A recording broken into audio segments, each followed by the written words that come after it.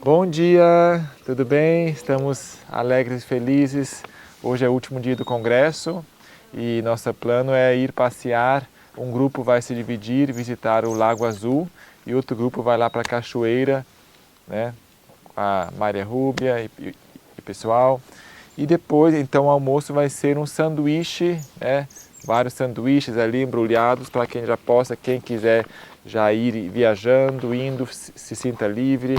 Alguns querem visitar o IAG também, ok? Combinem lá com o Silverino, o sítio.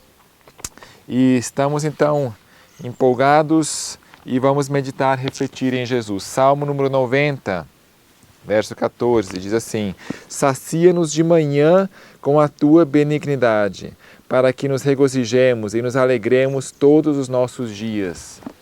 É importante nos saciarmos de manhã, agora estamos recém-acordados.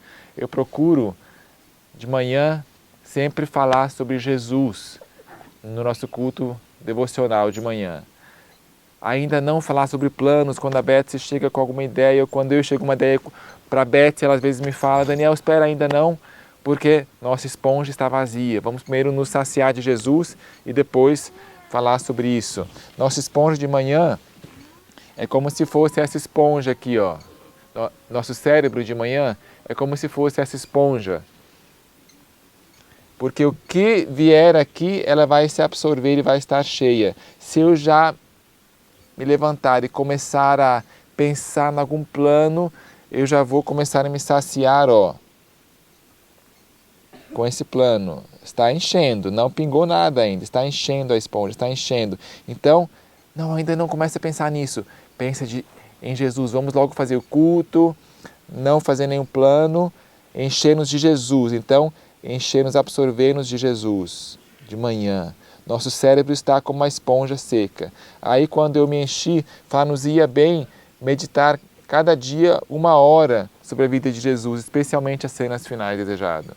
Aí sim vamos estar cheios de Jesus e vamos poder, em várias situações do dia, né, refletir Jesus aqui, ali, acolá, tá?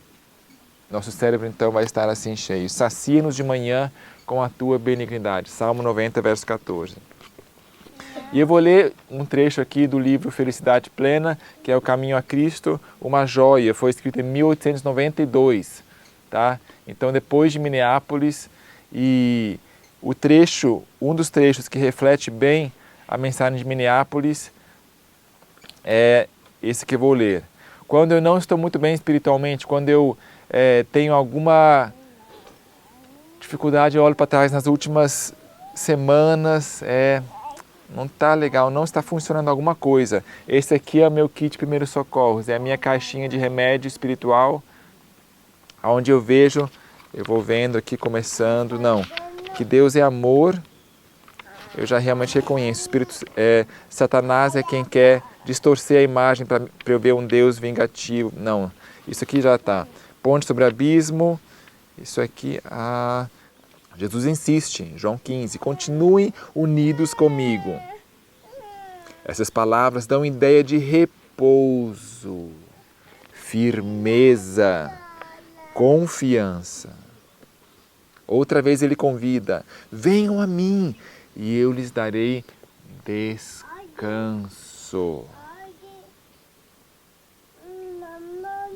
As palavras do salmista apresentam um pensamento semelhante. Descansa no Senhor, espera nele. Hebreus 4, entrar no repouso. Pare de ficar tentando guardar toda a lei, toda a Ellen G. White. Não é por essa frente que vai chegar, é por outra frente. Descansa no Senhor, espera nele. Isaías dá a certeza. Fiquem tranquilos e confiem em mim, e eu lhes darei a vitória. É por essa frente. Esse descanso não significa inatividade e também não quer dizer passividade, né? Vai ser automático, aquela graça barata. Não é isso. Pois no convite do Salvador, a promessa de descanso está unida ao chamado para o trabalho. Sejam meus seguidores e aprendam de mim, e vocês encontrarão descanso. Aprender dele, sim. O coração que mais completamente descansa em Cristo será o mais empenhado e ativo no trabalho por ele. Agora vai começar a parte mais importante ainda. Quando o pensamento se concentra no próprio eu, quando o pensamento se concentra no próprio eu, é afastado de Cristo, a fonte de vigor e vida. Por isso, Satanás empenha-se constantemente em levar as pessoas a desviar a atenção do Salvador, porque ele é a fonte de vigor e vida, impedindo assim a união e comunhão do ser humano com Cristo. Então, Satanás sempre quer desviar os nossos olhares do coração, quer dizer, no que a gente fica pensando, no que a gente gosta de pensar. Pensa nisso aqui, diferente. Não, Jesus não fica pensando em Jesus. Várias opções aqui, os prazeres do mundo. É gostoso! Pode até usar, por exemplo, o cavalo, a paloma. É tão gostoso mexer com o cavalo, prazeres e tal. Ir só Lago Azul e ficar pensando nos prazeres mesmo lícitos. Satanás quer desviar o nosso olhar para isso, para que o Cristo não tenha atração. Os cuidados, muito trabalho e cozinhar e deixar limpo e fazer tudo certinho, como Marta, perfeito, servir a Jesus perfeitamente, os cuidados, as dificuldades e tristezas da vida. Ficar muito triste com isso, aquilo, ficar remoendo as faltas dos outros, ficar nos desviando o olhar. Que decepção, eu fui lá em Capitólio e aconteceu isso, as faltas dos outros.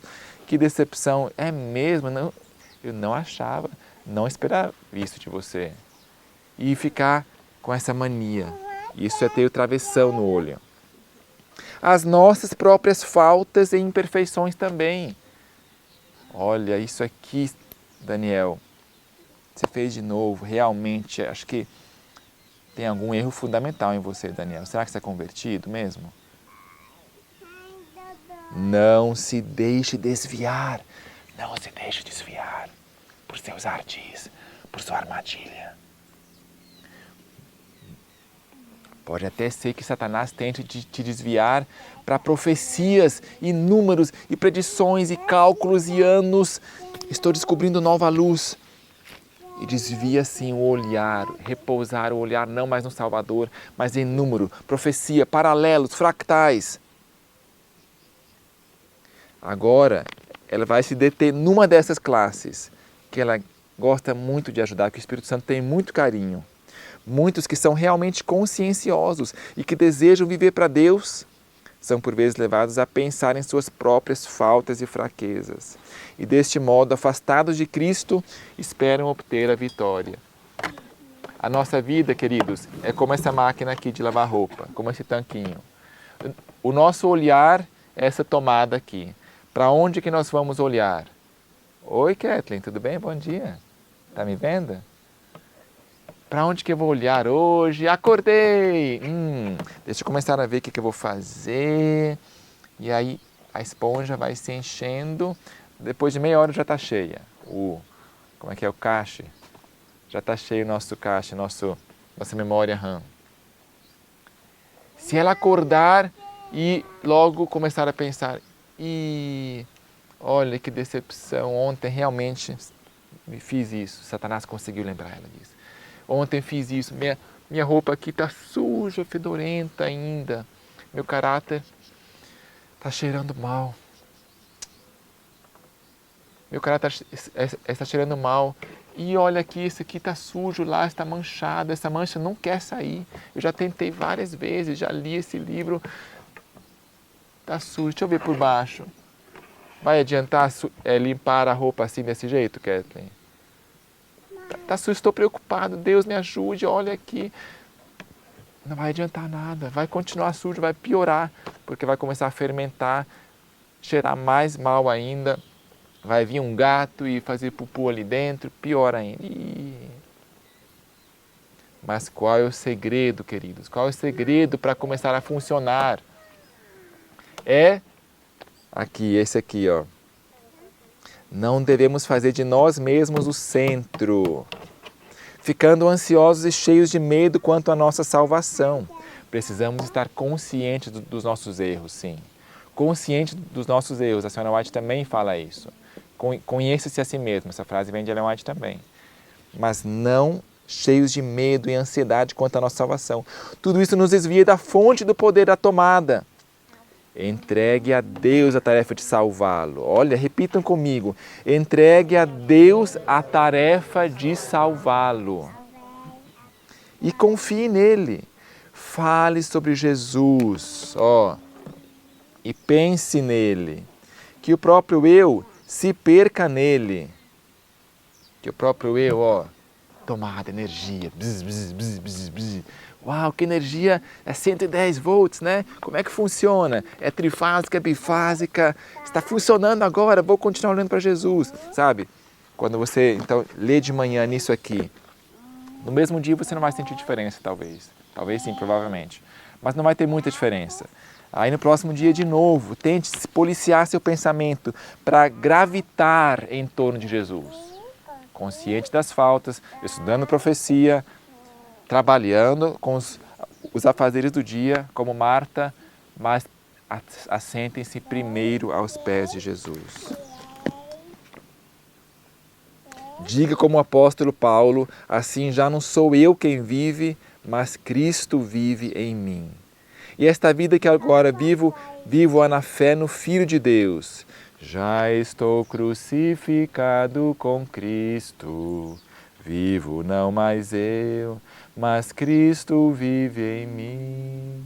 E a vida que agora eu vivo na carne, vivo-a na fé no Filho de Deus. Esta vida que agora vivo é pela fé. Repouse em Deus.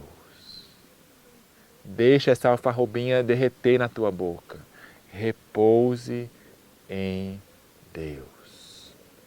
Ele é capaz de guardar o seu tesouro, tendo por certo isto mesmo, que aquele que em vós começou a boa obra, a aperfeiçoará até o dia de Jesus Cristo. Tendo por certo isso mesmo, que ele vai aperfeiçoar. Ele é capaz de guardar aquilo que você lhe confiou, entregando-se em suas mãos. Ele fará com que você se torne mais do que vencedor por aquele que o amou. Se Satanás vier na próxima vez te acusar, sabe, a voz de Satanás é acusadora, não dá esperança. É aquele espinho no coração, de repente, aquele lampejo, um insight. Gente,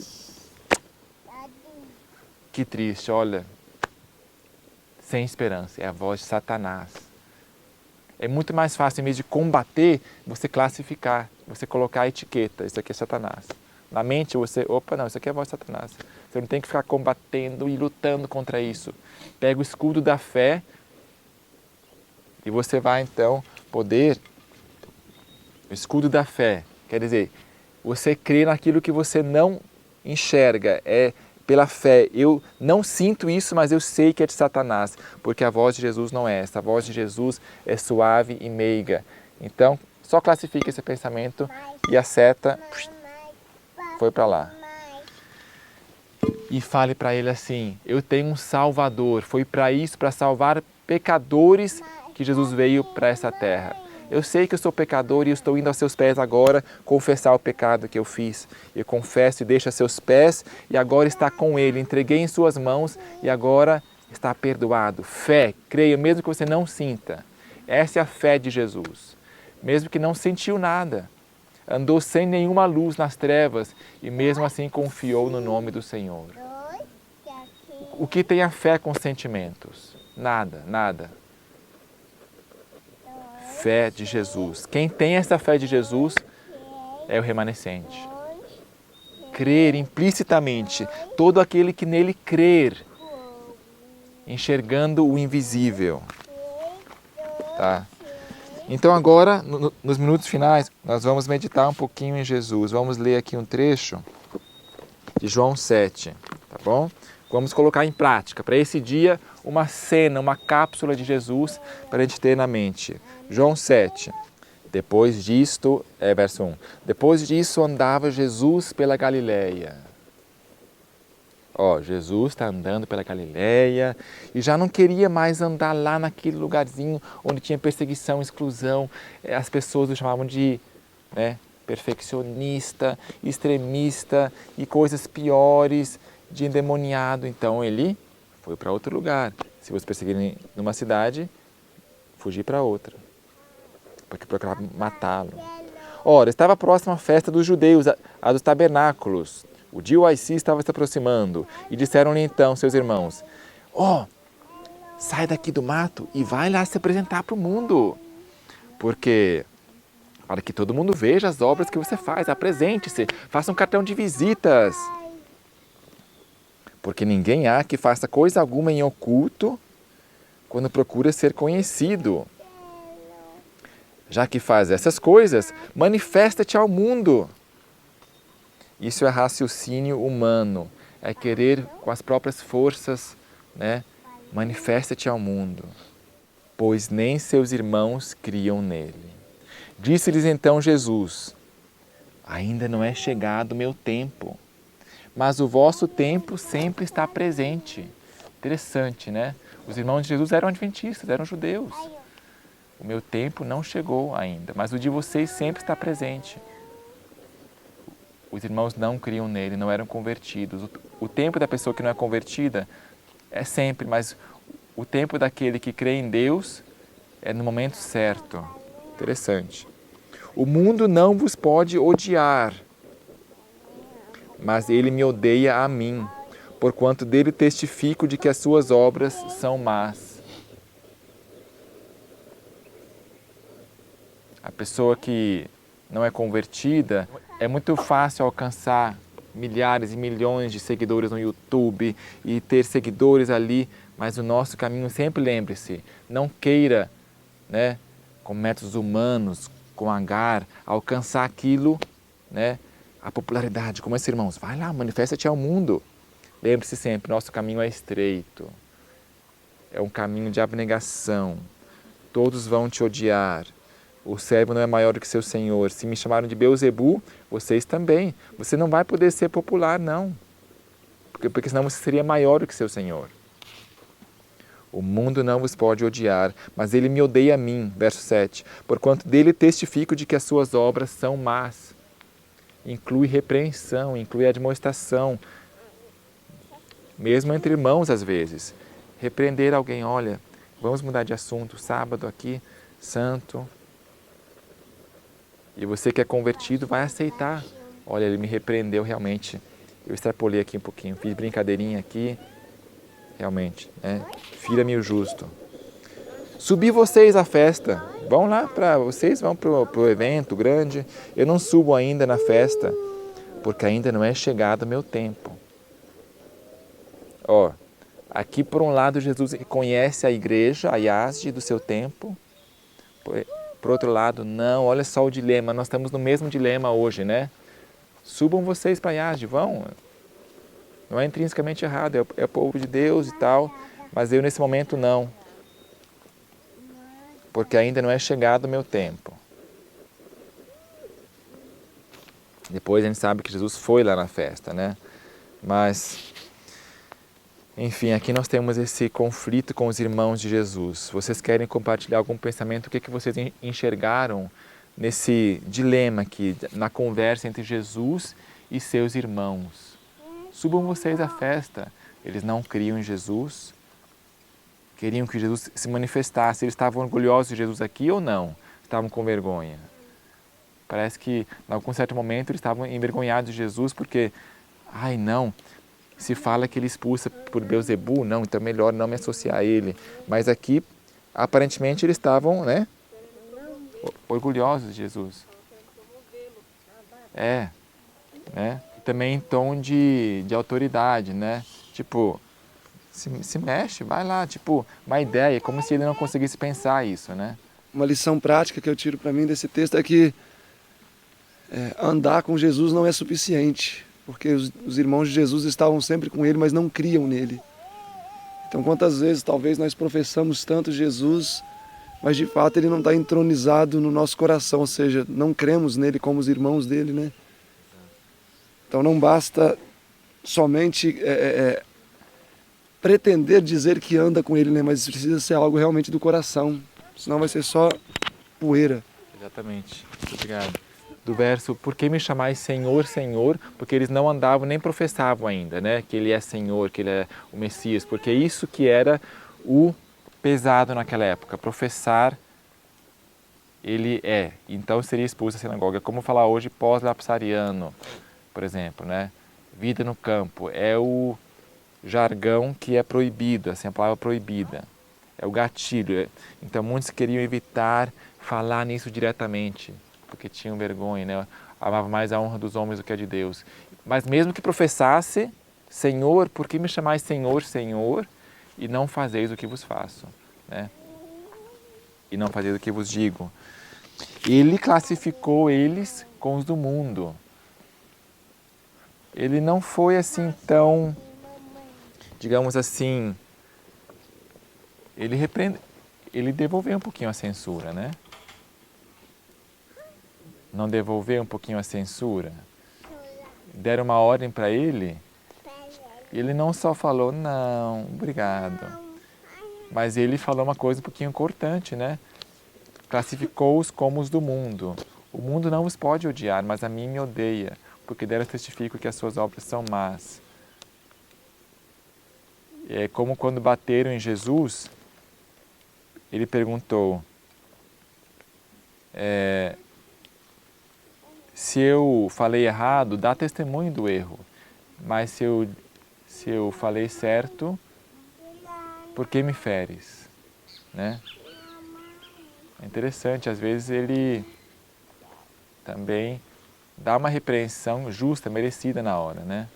E é interessante que Jesus não ia para as festas, para as cerimônias, para assistir a elas. Eu nunca vi um relato que Jesus foi lá e, né, ficou sentado e ele foi lá para ensinar, né? Amém. Então, que Deus nos possa lembrar desse episódio, dessas cenas durante o dia e tenhamos então um assunto para meditarmos, para gravitarmos nossos pensamentos de volta aqui.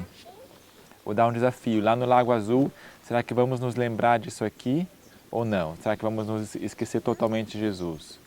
Lá na cachoeira, será que vai ser possível se lembrar desse episódio aqui ou não? Desafio de hoje, tá bom? John, me lembra lá no Lago Azul de Jesus, tá? E eu quero te lembrar também. Desafio. Só mais uma dica final, de manhã também é importante a oração.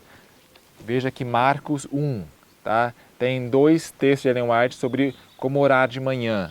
Tá? Não é que tem que ser repetido, mas é a nota tônica. Toma-me em tuas mãos, a teus pés deponho. Quando eu vejo que começa a dar coisa errada no meu dia, uma coisa, 2 coisas, eu já penso, opa, será que eu não orei com o coração de manhã pela bênção do dia, para que dê tudo certo? Oração particular, antes de fazer oração familiar. É incrível, faz diferença, muita diferença. E aí nesse dia não adianta mais, o dia começa a dar coisas erradas, mesmo se eu oro, só ameniza. Mas aí de manhã eu aprendi a lição, tem que orar de manhã com o coração. Me ajude, Senhor, eu dependo de Ti, a Teus pés deponho.